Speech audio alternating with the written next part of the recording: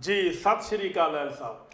सत श्री अकाल गिल साहब जी सत श्री अकाल जी। दिन शनिवार असी शनिवार का प्रोग्राम ਤੁਹਾਡੇ ਸਾਹਮਣੇ ਬ੍ਰੌਡਕਾਸਟ ਕਰ ਰਹੇ ਹਾਂ ਔਰ ਤੁਹਾਨੂੰ ਦੱਸ ਦਈਏ ਕਿ ਸ਼ਨੀਵਾਰ ਦਾ ਪ੍ਰੋਗਰਾਮ ਜਿਹੜਾ ਹੁੰਦਾ ਹੈ ਉਹ ਸਾਡਾ ਐਤਵਾਰ ਨੂੰ ਰਿਪੀਟ ਟੈਲੀਕਾਸਟ ਚੱਲਦਾ ਹੈ ਔਰ ਮੰਡੇ ਨੂੰ ਅਸੀਂ ਨਵਾਂ ਪ੍ਰੋਗਰਾਮ ਰਿਕਾਰਡ ਕਰਦੇ ਹਾਂ। ਸੋ ਅੱਜ ਸ਼ਨੀਵਾਰ ਹੈ, ਜਨਮਾਸ਼ਟਮੀ ਦਾ ਦਿਹਾੜਾ ਤੁਹਾਨੂੰ ਦੱਸਿਆ ਸੀ ਕਿ ਪੂਰੀ ਦੁਨੀਆ ਵਿੱਚ ਧੂਮਧਾਮ ਨਾਲ ਮਨਾਇਆ ਗਿਆ। ਮੰਦਰਾਂ ਦੇ ਵਿੱਚ ਰੌਣਕਾਂ ਰਹੀਆਂ, ਸ਼ਰਧਾਲੂਆਂ ਨੇ ਲੰਗਰ ਛਕੇ ਔਰ ਕੋਈ ਵੀ ਅਣਸੁਖਾਵੀ ਘਟਨਾ ਜਿਹੜੀ ਹੈਗੀ ਹੈ ਪੂਰੇ ਹਿੰਦੁਸਤਾਨ 'ਚ ਨਹੀਂ ਵਾਪਰੀ। ਸ਼ੁਕਰ ਆ ਪਰਮਾਤਮਾ ਦਾ, ਕਿਉਂਕਿ ਜਦੋਂ ਕੋਈ ਧਾਰਮਿਕ ਪ੍ਰੋਗਰਾਮ ਚੱਲਦੇ ਨੇ, ਇਕੱਠ ਵਾਲੇ ਪ੍ਰੋਗਰਾਮ ਹੁੰਦੇ ਨੇ, ਉਦੋਂ ਡਰ ਬਣਿਆ ਰਹਿੰਦਾ ਸਾਡੀਆਂ ਸੁਰੱਖਿਆ ਏਜੰਸੀਆਂ ਨੂੰ, ਸਾਡੇ ਲੋਕਾਂ ਨੂੰ ਵੀ ਸ਼ਾਇਦ ਜਿਹੜੇ ਕੋਈ ਬੈਡ ਐਲੀਮੈਂਟ ਹੈ ਕੋਈ ਇਸ ਤਰ੍ਹਾਂ ਦੀ ਐਕਟੀਵਿਟੀ ਨਾ ਕਰਦੇ ਜਿਹਦੇ ਨਾਲ ਕੋਈ ਨੁਕਸਾਨ ਹੋ ਜਾਏ। ਪਰ ਸ਼ੁਕਰ ਹੈ ਉਸ ਕ੍ਰਿਸ਼ਨ ਭਗਵਾਨ ਦਾ। ਔਰ ਇੱਕ ਸਾਡੀ ਸਭ ਤੋਂ ਵੱਡੀ ਗੱਲ ਸਾਹਮਣੇ ਦੇਖਣ ਨੂੰ ਆਈ ਕਿ ਜਿਹੜੇ ਰਾਗੀ ਨੇ, ਕੀਰਤਨ ਕਰਦੇ ਨੇ, ਉਹਨਾਂ ਨੇ ਕ੍ਰਿਸ਼ਨ ਲੀਲਾ ਨੂੰ ਕੀਰਤਨ ਦੇ ਰੂਪ ਵਿੱਚ ਗਾਇਆ। ਉਹ ਵੀਡੀਓ ਚਾਰੇ ਪਾਸੇ ਵਾਇਰਲ ਹੋ ਰਿਹਾ, ਪੂਰੀ ਤਾਰੀਫ ਹੋ ਰਹੀ ਹੈ। ਮੈਂ ਉਹ ਵੀਡੀਓ ਦਿਖਾ ਨਹੀਂ ਸਕਦਾ ਕਿਉਂਕਿ ਉਹ ਪਤਾ ਨਹੀਂ ਉਹ ਕਿਹਦੀ ਪ੍ਰੋਪਰਟੀ ਹੈ, ਕਿਹੜੇ ਟੈਲੀਵਿਜ਼ਨ ਚੈਨਲ ਨੇ ਉਹ ਚਲਾਇਆ ਹੈ, ਆਈ ਡੋਂਟ ਨੋ, ਫਿਰ ਉਹ ਕਾਪੀਰਾਈਟ ਦਾ ਕਲੇਮ ਆ ਜਾਂਦਾ।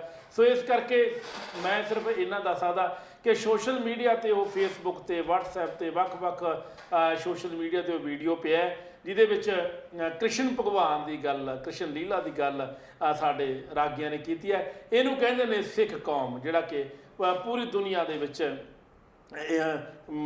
ਇੱਕ ਸੁਨੇਹਾ ਦਿੰਦਾ ਹੈ ਕਿ ਅਸੀਂ ਸਾਰੇ ਹਿੰਦੂ, ਮੁਸਲਿਮ, ਸਿੱਖ, ਈਸਾਈ ਸਾਰੇ ਅਸੀਂ ਭਾਈ।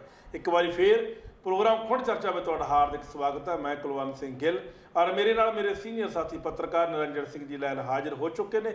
ਸਾਡੇ ਦੋਹਾਂ ਵੱਲੋਂ ਪਿਆਰ ਭਰੀ ਸਤਿ ਸ਼੍ਰੀ ਅਕਾਲ। ਦੋਸਤੋ, ਅਪਡੇਟ ਕਰਦੇ ਹਾਂ ਕੁਛ। ਮੈਂ ਪਠਾਨਕੋਟ ਦੇ ਵਿੱਚ ਚੱਕੀ ਪੁਲ, ਜਿਹੜਾ ਕਿ ਰੇਲਵੇ ਲਾਈਨ ਪੰਜਾਬ ਤੇ ਹਿਮਾਚਲ ਨੂੰ ਜੋੜਦਾ, ਬੜਾ ਪੁਰਾਣਾ ਪੁਲ ਹੈ, ਉਹਦੇ 'ਤੇ ਰੇਲਵੇ ਟਰੈਕ ਜਾਂਦੀ ਹੈ।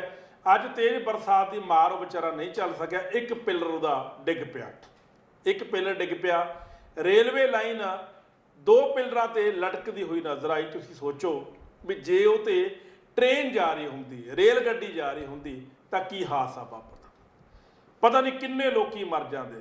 ਇਹ ਸਾਡੇ ਹਿੰਦੁਸਤਾਨ ਦਾ, ਇਹ ਸਾਡੇ ਪੰਜਾਬ ਦਾ ਹਾਲ ਹੈ ਵੀ ਇੱਕ ਐਡਾ ਵੱਡਾ ਪੁਲ ਹੋਵੇ ਔਰ ਜਿਹੜਾ ਕਿ ਇਹੀ ਨਾ ਚੈੱਕ ਕੀਤਾ ਗਿਆ ਹੋਵੇ ਕਿ ਇਹਦੀ ਮਿਆਦ ਹੈ ਨਹੀਂ ਹੈ, ਇਹ ਪੁਲ ਕਦੋਂ ਟੁੱਟੂਗਾ, ਟੁੱਟਣ ਵਾਲਾ ਹੈ ਜਾਂ ਨਹੀਂ ਹੈ, ਇਹ ਪਿੱਲਰ ਦੀ ਕੀ ਪੋਜੀਸ਼ਨ ਹੈ, ਨਾ ਕਿਸੇ ਨੇ ਕਦੇ ਜਾਣਨ ਦੀ ਕੋਸ਼ਿਸ਼ ਨਹੀਂ ਕੀਤੀ। ਅੱਜ ਇੱਕ ਬਹੁਤ ਵੱਡਾ ਹਾਦਸਾ ਹੋਣ ਤੋਂ ਬਚ ਗਿਆ। ਪਠਾਨਕੋਟ ਦੇ ਕੋਲੇ ਮੈਂ ਵੀਡੀਓ ਜਿਹੜਾ ਹੈ ਤੁਹਾਨੂੰ ਦਿਖਾ ਰਿਹਾ, ਸੈਂਟਰ ਵਾਲੀ ਵਿੰਡੋ ਦੇ ਵਿੱਚ ਤੁਸੀਂ ਵੀਡੀਓ ਵੇਖੋ ਕਿ ਵੀਡੀਓ ਕਿੰਨੀਆਂ ਦਰਦਨਾਕ ਤਸਵੀਰਾਂ ਜਿਹੜੀਆਂ ਨੇ ਔਰ ਪੁਲ ਦੀਆਂ ਨੇ ਔਰ ਰੇਲਵੇ ਲਾਈਨ ਜਿਹੜੀ ਹੈ ਲਮਕਦੀ ਹੋਈ ਨਜ਼ਰ ਆ ਰਹੀ ਹੈ। ਲਹਿਲ ਸਾਹਿਬ ਜੀ, ਕੀ ਬਣੂ ਦੁਨੀਆ ਦਾ, ਕੀ ਬਣੂ ਪੰਜਾਬ ਦਾ, ਜਿੱਥੇ ਇਹੀ ਨਹੀਂ ਚੈੱਕ ਕੀਤਾ ਜਾ ਰਿਹਾ ਕਿ ਦਰਿਆ ਦੇ ਉੱਤੇ ਐਡਾ ਵੱਡਾ ਪੁਲ, ਰੇਲਵੇ ਲਾਈਨ ਵਿਛਾਈ ਹੋਈ ਹੈ, ਉਹਦੀ ਮਿਆਦ ਕੀ ਹੈ, ਇਹਨੇ ਕਦੋਂ ਡਿੱਗਣਾ, ਕਦੋਂ ਇਹਨੇ ਨਹੀਂ ਡਿੱਗਣਾ, ਇਹ ਹੋ ਕੀ ਰਿਹਾ ਹੈ। ਪਹਿਲਾਂ ਤੁਸੀਂ ਇਹਦੀ ਗੱਲ ਕਰੋ ਮੇਰੇ ਨਾਲ 2-3 ਮਿੰਟ। ਗਿੱਲ ਸਾਹਿਬ, ਬਹੁਤ ਵਾਰਾਂ ਆਪਾਂ ਇਹ ਜ਼ਿਕਰ ਕਰ ਚੁੱਕੇ ਹਾਂ ਜੀ ਕਿ ਇੱਥੋਂ ਦਾ ਜਿਹੜਾ ਸਿਸਟਮ ਹੈ ਨਾ ਜੀ ਇਹ ਉਸ ਵੇਲੇ ਹਰਕਤ 'ਚ ਆਉਂਦਾ ਜਦੋਂ ਕੋਈ ਹਾਦਸਾ ਵਾਪਰਦਾ। ਬਿਨਾਂ ਹਾਦਸੇ ਵਾਪਰ ਤੋਂ ਨਾ ਤਾਂ ਉੱਥੇ ਪੁਲਿਸ ਪਹੁੰਚਦੀ ਹੈ, ਨਾ ਹੀ ਪ੍ਰਸ਼ਾਸਨ ਪਹੁੰਚਦਾ। ਕਈ ਪੁਲ ਇਹੋ ਜਿਹੇ ਨੇ ਜਿਹੜੇ ਮਿਆਦ ਗਵਾਇਆਂ ਨੂੰ ਕਈ ਵਰ੍ਹੇ ਹੋ ਗਏ ਨੇ, ਪਰ ਕਦੇ ਵੀ ਉਹਦੀ ਸਾਰ ਨਹੀਂ ਲਈ ਗਈ। ਉਦੋਂ ਸਾਰ ਲਈ ਜਾਊਗੀ ਜਿਸ ਵੇਲੇ ਹਾਦਸਾ ਵਾਪਰੇਗਾ ਜੀ। ਇਹ ਆਸ ਰੱਖਦੇ ਨੇ ਵੀ ਕਦੋਂ ਹਾਦਸਾ ਵਾਪਰੇ ਤਾਂ ਫਿਰ ਉਸ ਜਗ੍ਹਾ ਦੇ ਉੱਤੇ ਮੁਆਇਨਾ ਕਰੀਏ। ਮੁਆਇਨੇ ਦੇ ਨਾਲ ਜਦੋਂ ਇਨਵੈਸਟੀਗੇਸ਼ਨ ਹੋਵੇ ਤੇ 4 ਅਫਸਰਾਂ ਦੇ ਸਿਰ ਤੇ ਜ਼ਿੰਮੇਵਾਰੀ ਪਾ ਕੇ ਆਪ ਬਰੀ ਹੋ ਜਾਈਏ ਜੀ। ਪਰ ਸਰਕਾਰਾਂ ਜਿਹੜੀਆਂ ਨੇ ਇਸ ਪਾਸੇ ਧਿਆਨ ਨਹੀਂ ਦਿੰਦੀਆਂ। ਮੈਂ ਪਿਛਲੀ ਵਾਰ ਵੀ ਗੱਲ ਕੀਤੀ ਸੀ ਕਿ ਸਾਡੀ ਜਿਹੜੀ ਇਹ ਟਰੰਕ ਰੋਡ, ਜਿਹਨੂੰ GT ਰੋਡ ਕਹਿੰਦੇ ਆ ਨਾ, ਇਹ GT ਰੋਡ ਕਹਿੰਦੇ ਵੀ ਸ਼ੇਰ ਸ਼ਾਹ ਸੂਰੀ ਨੇ ਬਣਾਈ ਸੀ, ਅੰਮ੍ਰਿਤਸਰ ਤੋਂ ਲੈ ਕੇ ਕਲਕੱਤੇ ਤੱਕ। ਤੇ ਅੱਜ ਤੱਕ ਅੰਮ੍ਰਿਤਸਰ ਤੋਂ ਲੈ ਕੇ ਪੰਜਾਬ ਦੇ ਵਿੱਚ ਉਹਦੀ ਮੇਨਟੇਨੈਂਸ ਹੀ ਨਹੀਂ ਪੰਜਾਬ ਸਰਕਾਰ ਕਰਾ ਸਕੀ। ਹੋਰ ਤੇ ਛੱਡੋ ਨਾ ਕਰੀ। ਸੋ ਇਸ ਢੰਗ ਨਾਲ ਕਿੱਡੀ ਮਾੜੀ ਗੱਲ ਹੈ। ਵਿਕਾਸ ਦੀਆਂ ਤੇ ਆਪਾਂ ਬਹੁਤ ਗੱਲਾਂ ਕਰਦੇ ਨੇ ਵੀ ਭਾਰਤ 'ਚ ਬਹੁਤ ਵਿਕਾਸ ਹੋ ਗਿਆ, ਪੰਜਾਬ ਨੇ ਬਹੁਤ ਵੱਡੀਆਂ ਮੱਲਾਂ ਮਾਰ ਲਈਆਂ, ਪੰਜਾਬ ਤੇ ਹੁਣ ਖੁਸ਼ਹਾਲੀ ਦੇ ਰਾਹ ਤੇ ਪੈ ਗਿਆ ਜੀ। ਪਤਾ ਉਦੋਂ ਲੱਗਦਾ ਜਦੋਂ ਇਹ ਜਿਹੜੀਆਂ ਇਮਾਰਤਾਂ ਜਾਂ ਇਹੋ ਜਿਹੇ ਪੁਲ ਕਿੱਥੇ ਬਹੁਤ ਵੱਡੇ ਹਾਦਸੇ ਹੋਣ ਦੀਆਂ ਉਮੀਦਾਂ ਕੀਤੀਆਂ ਜਾਂਦੀਆਂ, ਪਰ ਉਹਦੀ ਜਿਹੜੀ ਮਿਆਦ ਪੂਰੀ ਹੋ ਜਾਣਾ ਜਾਂ ਉਹਦੀ ਜਿਹੜੀ ਮਤਲਬ ਤਾਕਤ ਆ ਕਿਸੇ ਚੀਜ਼ ਦੀ, ਉਹਨੂੰ ਮਈਰ ਨਾ ਕਰ ਪਾਉਣਾ, ਇਹ ਸਾਡੀਆਂ ਕਮਜ਼ੋਰੀਆਂ ਨੇ। ਤੇ ਇਸੇ ਕਮਜ਼ੋਰੀ ਦਾ ਹਿੱਸਾ ਵੀ ਇਹ ਚੱਕੀ ਪੁਲ ਹੈ ਜੀ। ਕਿ ਚੱਕੀ ਪੁਲ ਹੀ ਇੱਕ ਇਹੋ ਜਿਹਾ ਜਿਹੜਾ ਸਾਨੂੰ ਸਾਡੇ ਪੰਜਾਬ ਨੂੰ ਜਿਹੜਾ ਉਹ J&K ਨਾਲ ਜੋੜਦਾ ਹੈ। ਉੱਥੋਂ ਜੰਮੂ ਕਸ਼ਮੀਰ ਨੂੰ ਜਿਹੜੀ ਜੰਮੂ ਦੀਆਂ ਟ੍ਰੇਨਸ ਨੇ ਉਹ ਇਸ ਪਾਸੇ ਤੋਂ ਚੱਲਦੀਆਂ ਨੇ, ਤੇ ਇਹੋ ਜਿਹਾ ਹਾਦਸਾ ਅਗਰ ਕਿਤੇ ਹੋ ਜਾਂਦਾ ਤੇ ਦੋ ਸੂਬੇ ਜਿਹੜੇ ਨੇ ਉਹ ਪ੍ਰਭਾਵਿਤ ਹੋਣੇ ਸੀ ਇਸ ਮਾਮਲੇ 'ਚ ਜੀ, ਕਿਉਂਕਿ ਬਹੁਤੇ ਜਿਹੜੇ ਉਹਦੇ 'ਚ ਪੈਸੰਜਰ ਨੇ ਉਹ ਜ਼ਿਆਦਾਤਰ ਜਿਹੜੇ ਨੇ ਉਹ ਜੰਮੂ ਕਸ਼ਮੀਰ ਦੇ ਉਹਦੇ 'ਚ ਹੁੰਦੇ ਨੇ। ਸੋ ਇਸ ਕਰਕੇ ਇਹ ਸਰਕਾਰਾਂ ਨੂੰ ਪਹਿਲਾਂ ਹੀ ਧਿਆਨ ਰੱਖਣਾ ਚਾਹੀਦਾ।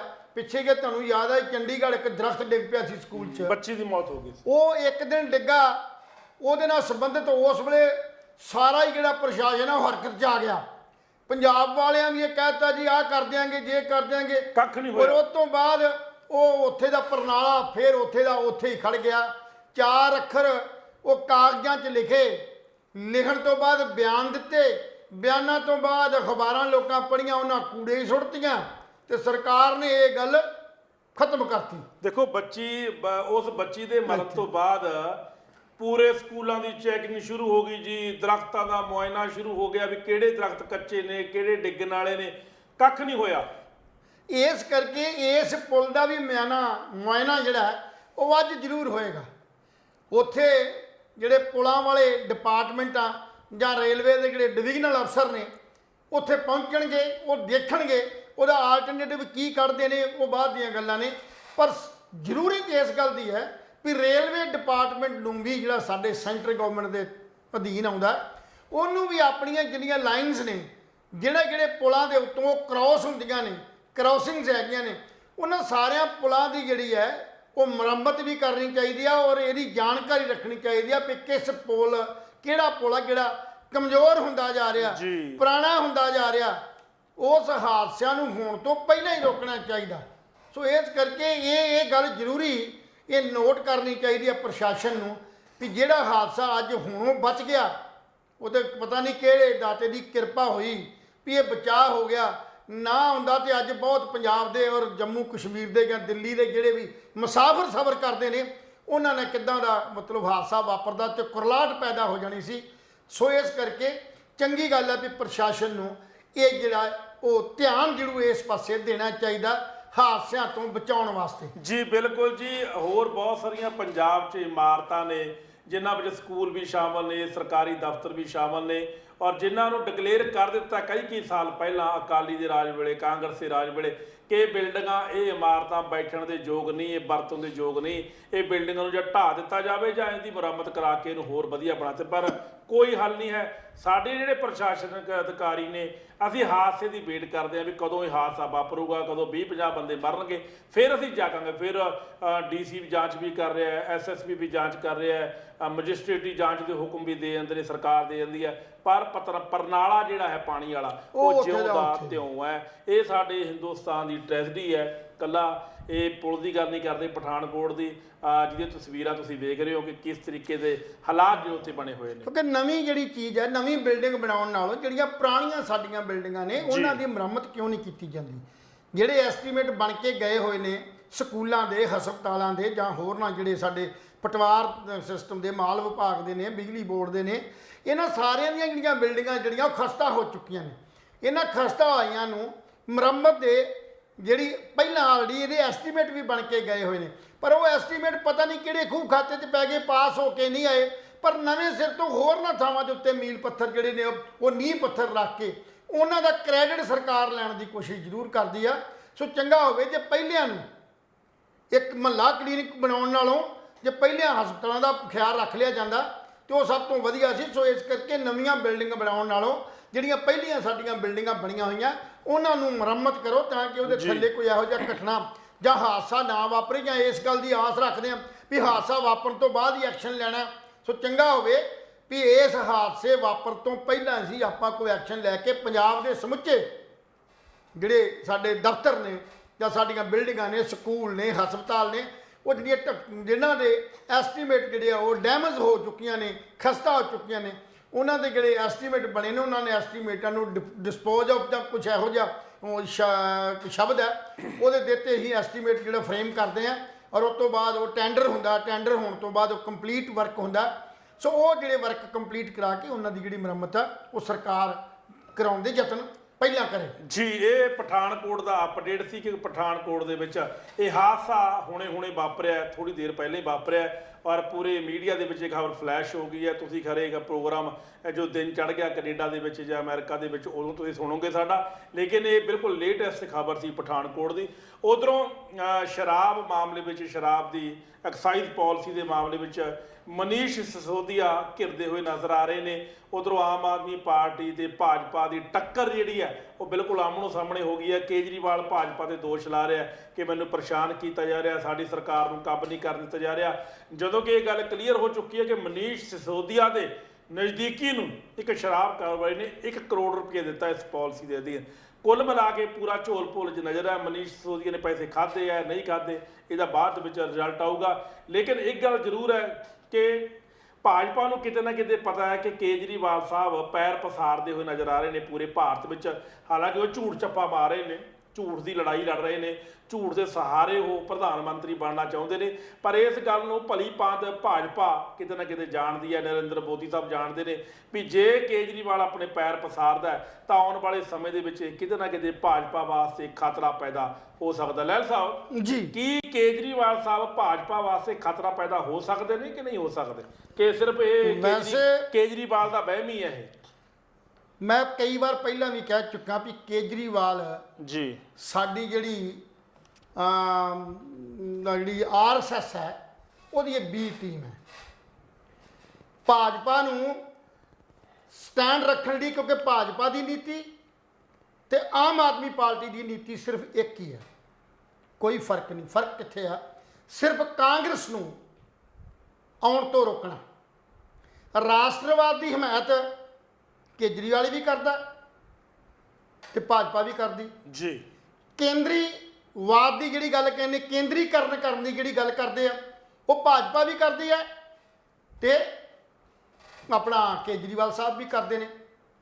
ਉਹ ਵੀ ਭਾਰਤ ਨੂੰ ਹਿੰਦੂ ਰਾਜ ਬਣਾਉਣਾ ਚਾਹੁੰਦੇ ਨੇ ਤੇ ਕੇਜਰੀਵਾਲ ਵੀ ਹਿੰਦੂ ਰਾਜ ਬਣਾਉਣਾ ਚਾਹੁੰਦਾ।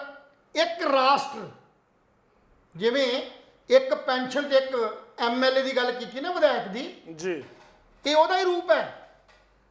ਇਹ ਸਿਰਫ ਇੱਕ ਭਾਸ਼ਾ, ਇੱਕ ਰਾਸ਼ਟਰ, ਇਹ ਗੱਲਾਂ ਜਿਹੜੀਆਂ ਨੇ ਬਹੁਤ ਟਿਪੀਕਲ ਗੱਲਾਂ ਨੇ, ਇਹ ਆਮ ਸਧਾਰਨ ਬੰਦੇ ਦੇ ਸਮਝ ਪੈਣ ਵਾਲੀਆਂ। ਬਿਲਕੁਲ ਲੈਲ ਸਾਹਿਬ, ਬਿਲਕੁਲ। ਕਹਿਣ ਦਾ ਭਾਵ ਦੋਨਾਂ ਦੀ ਨੀਤ ਇੱਕ ਹੈ, ਸਭ ਕੁਝ ਇੱਕ ਹੈ। ਫਰਕ ਸਿਰਫ ਇਹ ਹੈ ਵੀ ਕਾਂਗਰਸ ਨੂੰ ਉਭਰਨ ਤੋਂ ਤੇ ਕਾਂਗਰਸ ਨੂੰ ਖੇਰੂ ਕਰਨ ਵਾਸਤੇ ਕਾਂਗਰਸ ਦਾ ਇੱਕ ਬਦਲ ਬਣ ਕੇ ਕੇਜਰੀਵਾਲ ਪੇਸ਼ ਹੋਣਾ ਚਾਹੁੰਦਾ।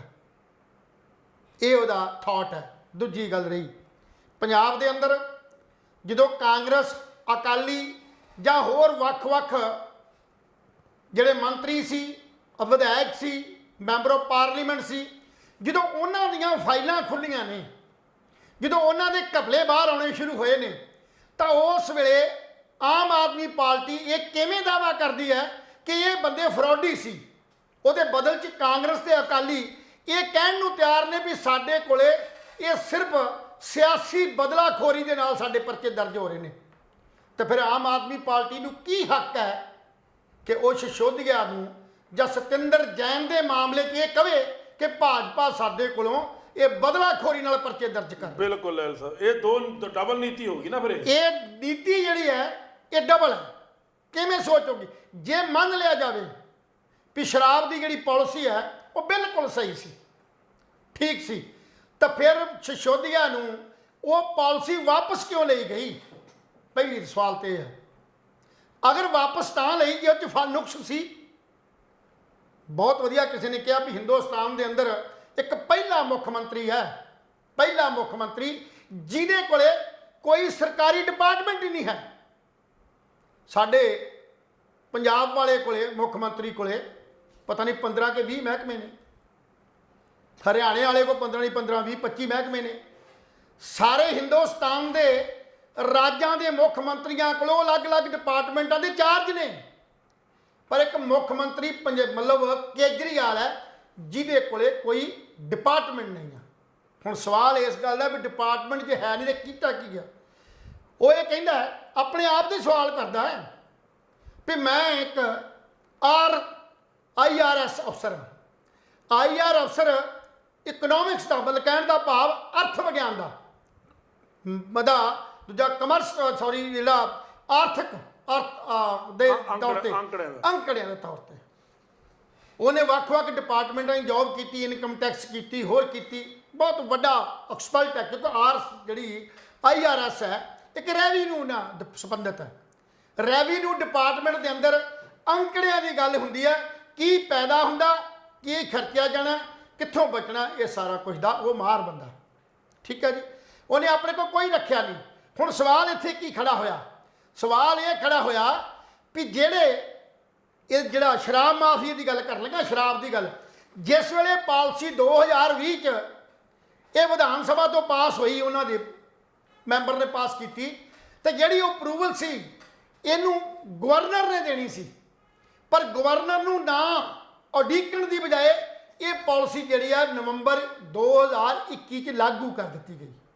ਜਦੋਂ ਲਾਗੂ ਕਰਨ ਲੱਗੇ ਤੇ ਪਿਛਲੇ ਸਾਲ ਦੀ ਪਾਲਿਸੀ ਦੇ ਵਿੱਚ ਜਿਹੜਾ L1 ਲਾਇਸੈਂਸ ਸੀ, L1 ਲਾਇਸੈਂਸ ਉਹਨੂੰ ਮਿਲਦਾ ਜਿਹੜਾ ਸ਼ਰਾਬ ਫੈਕਟਰੀ ਤੋਂ ਡਿਸਟ੍ਰੀਬਿਊਟਰ ਤੌਰ ਤੇ ਸ਼ਰਾਬ ਇਕੱਠੀ ਲੈ ਕੇ ਤੇ ਬਾਕੀ ਅਲੱਗ-ਅਲੱਗ ਠੇਕਿਆਂ ਦੇ ਉੱਤੇ ਸਪਲਾਈ ਦੇਣੀ, ਉਹ L1 ਲਾਇਸੈਂਸ ਹੁੰਦਾ।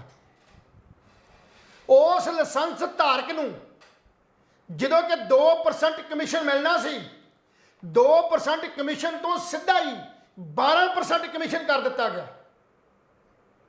ਹੁਣ ਗੱਲ ਕਿੱਥੇ ਆਈ ਹੈ? ਇਸ ਜਿਹੜਾ ਸਾਰਾ ਕੁਝ ਇਹ ਰੈਵਨਿਊ ਡਿਪਾਰਟਮੈਂਟ ਦਾ ਬੰਦਾ ਦੱਸ ਰਿਹਾ, ਇਹ ਕੇਜਰੀਵਾਲ ਦੀ ਸਕੀਮ ਹੈ ਵੀ ਪੈਸਾ ਕਿੱਥੋਂ ਆਏਗਾ। ਇਹ ਪੰਜਾਬ ਦੀ ਇਲੈਕਸ਼ਨ, ਹਿਮਾਚਲ ਦੀ ਇਲੈਕਸ਼ਨ ਆ ਰਹੀ ਹੈ, ਗੁਜਰਾਤ ਦੀ ਇਲੈਕਸ਼ਨ ਆ ਰਹੀ ਹੈ, ਉਹਨਾਂ ਇਲੈਕਸ਼ਨਾਂ 'ਚ ਪੈਸਾ ਕਿੱਥੋਂ ਆਏਗਾ? ਤੇ ਪੰਜਾਬ ਦੀ ਇਲੈਕਸ਼ਨ ਤੋਂ ਪਹਿਲਾਂ ਫੈਸਲਾ ਇਹ ਹੋਇਆ, ਜਿਹੜੇ ਉਹ ਪੈਸੇ ਦੀ ਲੈਣ ਦੇਣ ਹੋਈ ਹੈ 1 ਕਰੋੜ ਰੁਪਈਆ, 2 ਕਰੋੜ ਸਮਥਿੰਗ ਇੱਕ ਵਾਰ ਦਿੱਤਾ ਗਿਆ, 1 ਕਰੋੜ ਰੁਪਈਆ ਦਿੱਤਾ ਗਿਆ, ਕਿੱਥਾਂ ਦਿੱਤਾ, ਕਿਵੇਂ ਦਿੱਤਾ ਗਿਆ। ਹੁਣ ਇੱਥੇ ਫਰਕ ਆ ਗਿਆ।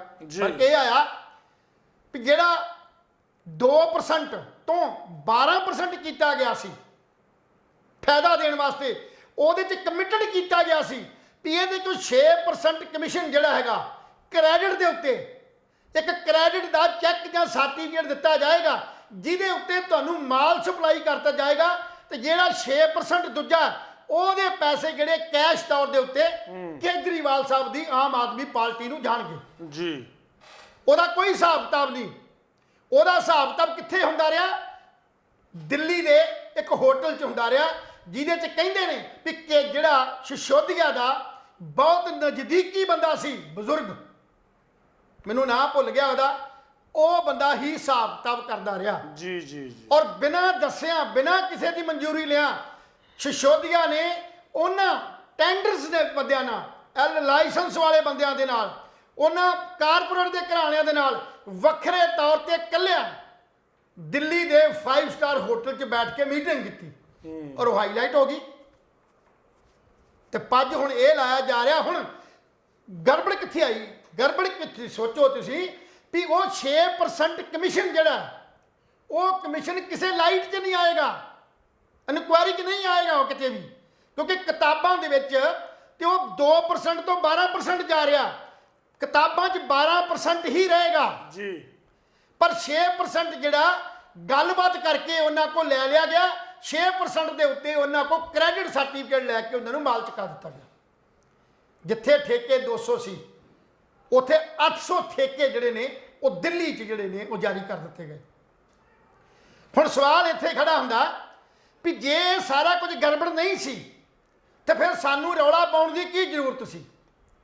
ਕਿਸੇ ਸਿਆਣੇ ਨੇ ਗੱਲ ਕਹੀ ਸੀ ਕੱਲ ਵੀ ਸਤਿੰਦਰ ਜੈਨ ਦੇ ਉੱਤੇ ਇਲਜ਼ਾਮ ਹੈ ਤਿਹਾੜ ਜੇਲ੍ਹ ਦੇ ਵਿੱਚ ਬੰਦ ਹੈ, ਉੱਥੇ ਕਰੋਨਾ ਦਾ ਪੱਜ ਲਾ ਕੇ ਉਹਦੀ ਯਾਦਾਸ਼ਤ ਚਲੀ ਗਈ ਦਾ ਬਹਾਨਾ ਬਣਾ ਰਹੇ ਨੇ ਵੀ ਕਰੋਨਾ ਕਰਕੇ ਉਹਦੀ ਯਾਦਾਸ਼ਤ ਚਲ ਗਈ ਆ, ਪਰ ਅਜੇ ਤੱਕ ਉਹਨੂੰ ਮੰਤਰੀਸ਼ਿਪ ਦੇ ਉੱਤੋਂ ਖਾਰਜ ਨਹੀਂ ਕੀਤਾ ਗਿਆ, ਮੰਤਰੀ ਦਾ ਅਹੁਦਾ ਨਹੀਂ ਖੋਇਆ ਗਿਆ।